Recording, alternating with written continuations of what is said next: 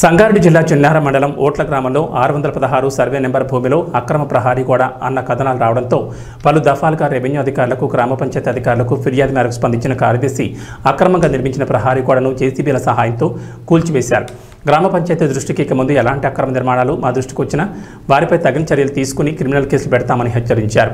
ఇక ముందు ఓట్ల గ్రామ రెవెన్యూలో ఎలాంటి అక్రమ నిర్మాణాలు చేపట్టొద్దని తెలిపారు. 616 సర్వే నెంబర్ వెంచర్ భూమిలో వెళ్లకుండా జేసీబీ సహాయంతో కందకం తీశారు.